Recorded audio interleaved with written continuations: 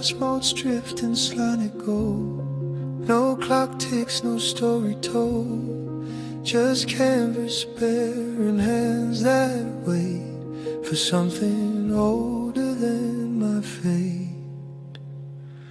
I dip my brush in midnight rain, but nothing bloomed, just hollow pain.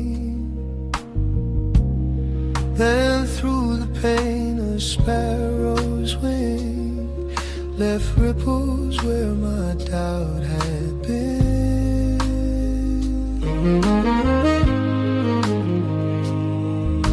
The wind don't ask for perfect lines, it only asks that you align. I'm not the maker, I'm the door. The sky pours through me, nothing more. Each stroke a breath the forest gave to paint the light I couldn't save.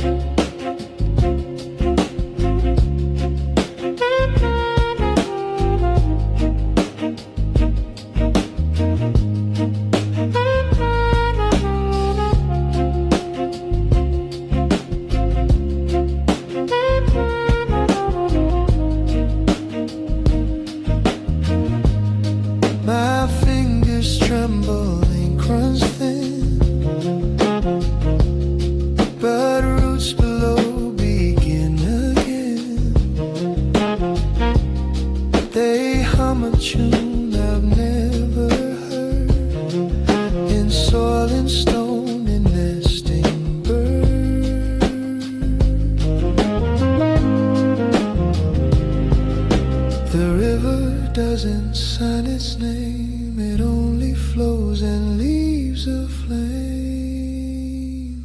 I'm not the maker, I'm the door. The sky pours through me, nothing more. Each stroke a breath the forest gave to paint the light I couldn't save. What if the art was never mine? Just borrow grace and borrow time.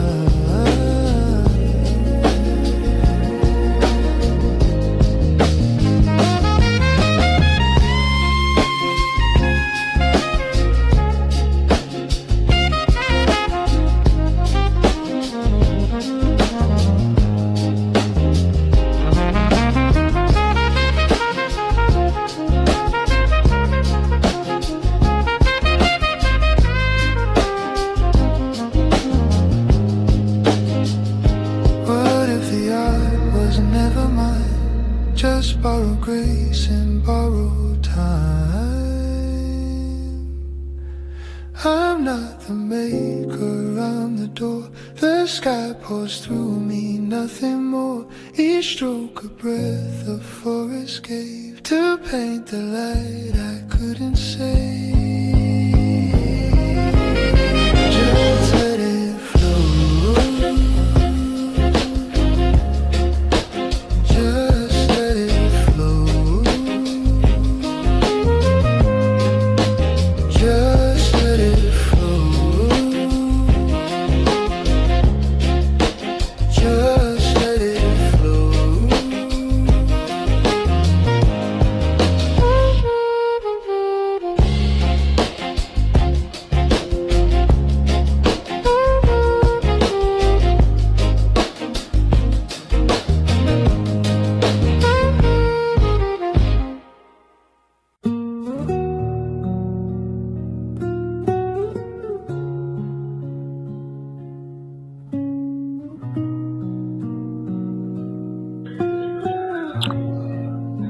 What's going on, everybody? Welcome back to Art with Kenneth.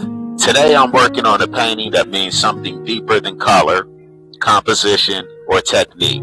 This is a 4-foot by 8-foot oil painting on Luan. And this piece is rooted in a real chapter of American history that a lot of people don't talk about enough. Before the Civil Rights Movement in the 1960s, Black Americans had to build our own systems to survive everyday life. And one of the biggest systems was transportation. Black-owned cab companies, black-owned bus companies, black drivers, and black-owned services. that served black neighborhoods because in many parts of America, white companies either refused to serve black people or made travel unsafe. So our people did what we always do. We built our own. And these transportation businesses weren't just about getting from one place to another. They were lifelines. They were protection. They were community. They helped people get to work, get to church, get to a hospital, get to school, get to family, and most importantly, get home safely.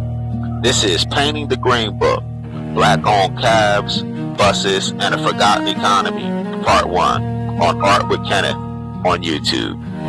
Now this connects directly to one of the most important documents of black travel history. The Negro Motorist Green Book. A lot of people have heard that name, but most people don't truly understand what it meant. The Green Book wasn't just a travel guide or a little booklet people carried for convenience. It was a survival map.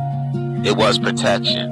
It was the difference between being safe and being stranded in the wrong place at the wrong time.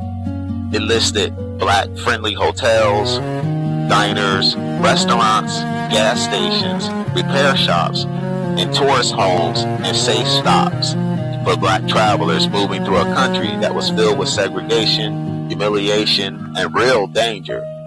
During this era, you could have been driving down a highway and not even know the next town was a sundown town.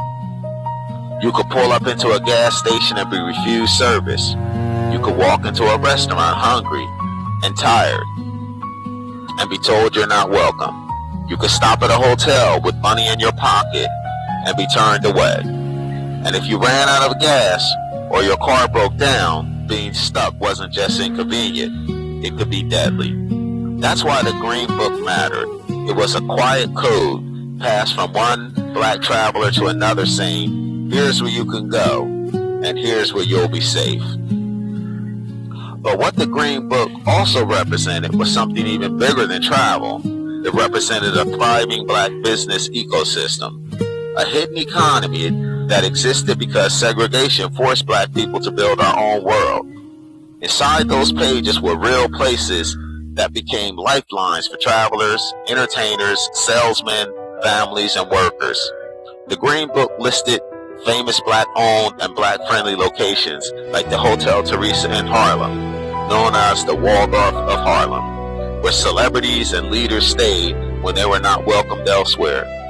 It included legendary spots like the Waldorf Astoria Garage in New York City, a black-friendly service stop, and well-known travel hubs like Ben Moore Hotel in Montgomery, Alabama, a historic black-owned hotel that served as a safe refuge for black travelers.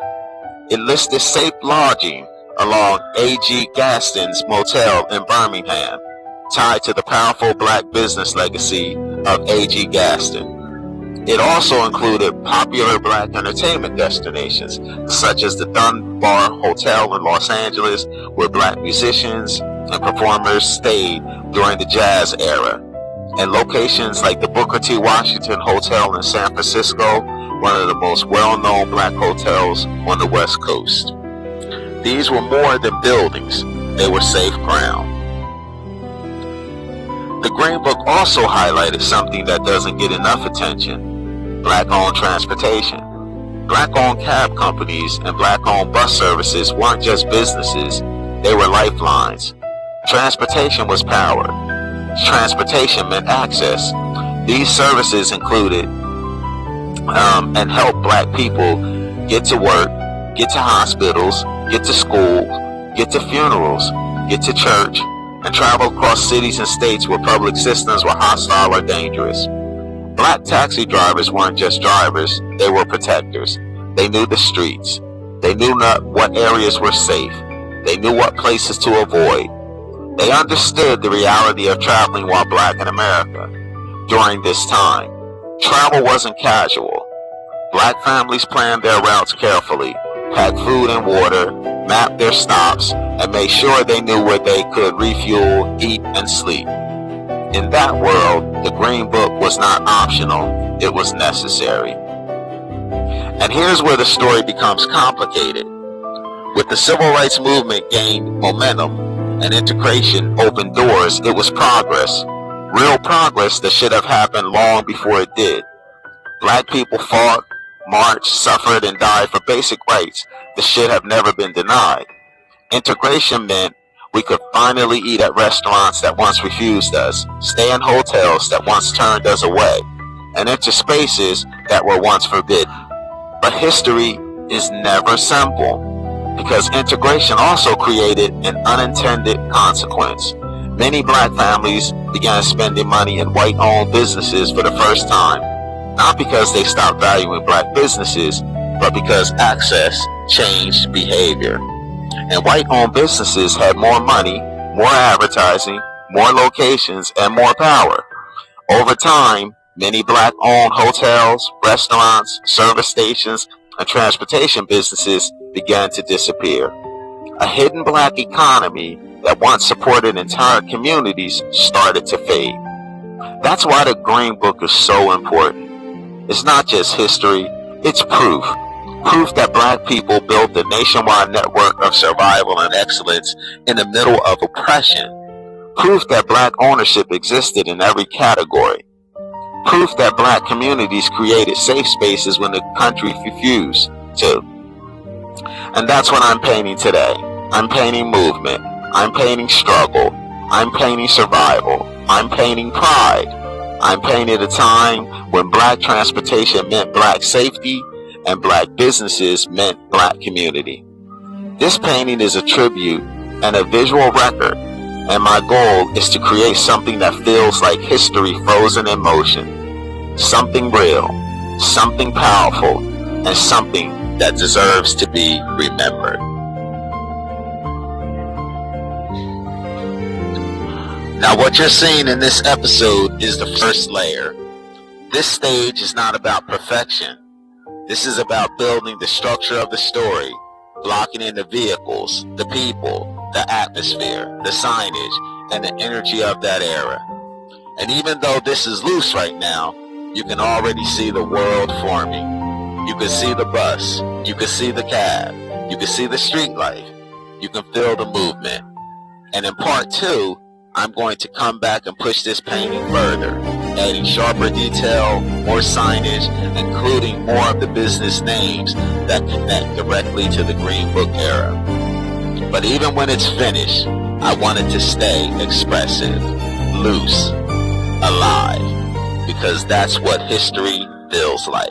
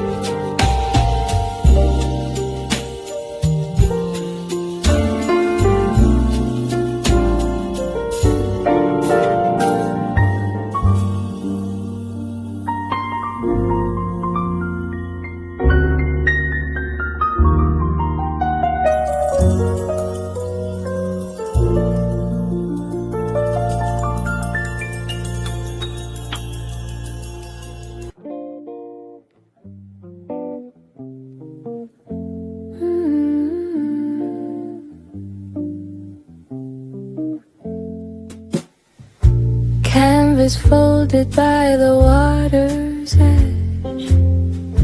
Kenneth tucks his blues beneath the ledge. Ochre drips like late daylight on paper trembling in the quiet.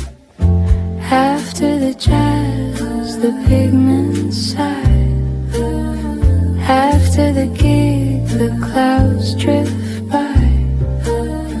He named the wind with cobalt grace and left no trace but open space.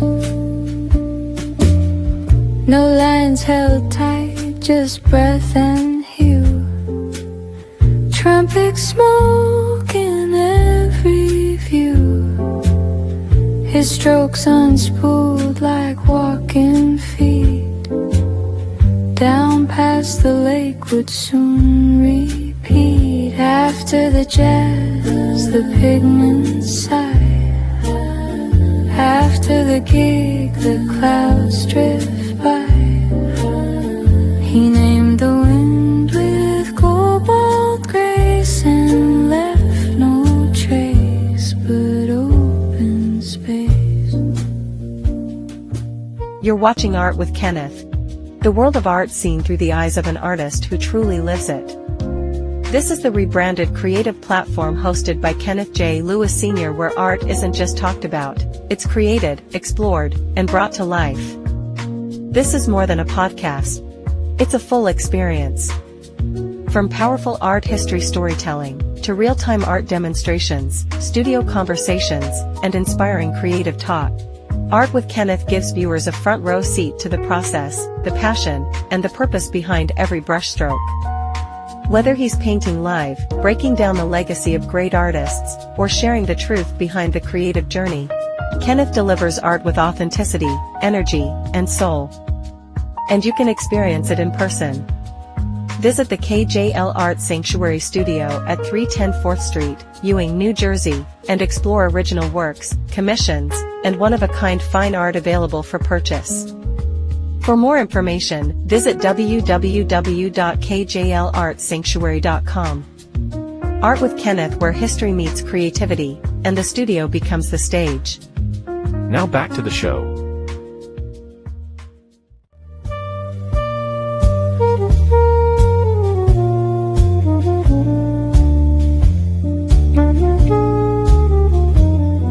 The bench holds where he used to stand. Two titles written in shifting sand.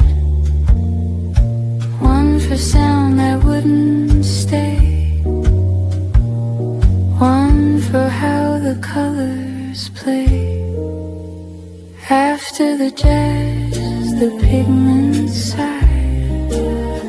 After the gig, the clouds drift by. He named the wind with cobalt grace and left no trace but open space.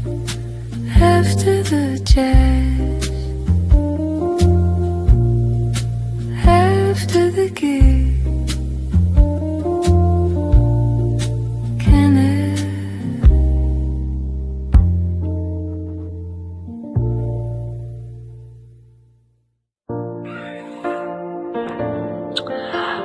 At this stage, I'm laying in the foundation of the vehicles and story. You can already see the contrast between the taxi in the foreground and the bus behind it, almost like a visual timeline of black transportation and black movement through America. You can see the diner sign in the background, which is important because diners and restaurants were some of the most dangerous places for black travelers during segregation. And that's exactly why the Green Book mattered. The colors are bold right now because I'm establishing the mood. The figures are loose because I'm capturing energy first.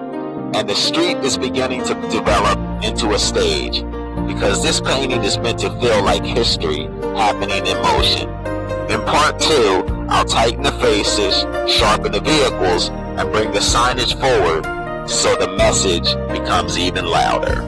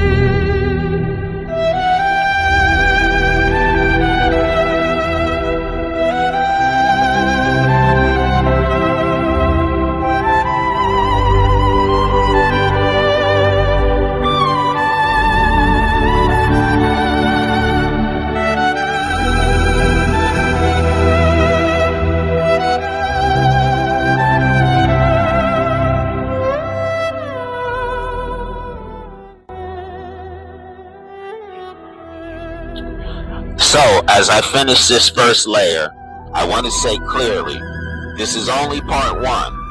Right now the painting is still in its raw stage, loose, expressive, and almost unfinished on purpose, because the first layer is about energy. It's about movement. It's about laying the foundation of the story before the details take over. But in the next episode, I'm going to come back and push it forward. I'm going to add more detail, more signage, more business names, more history inside the paint.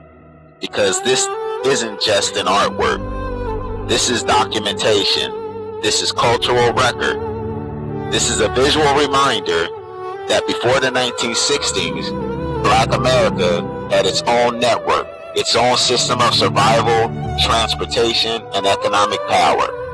And my hope is that when this piece is finished, the right collector, the right school, the right organization, or the right institution will recognize what it represents and give it a home where people can stand in front of it and learn something real. Because this is a true painting of history. Thank you for watching Art with Kenneth.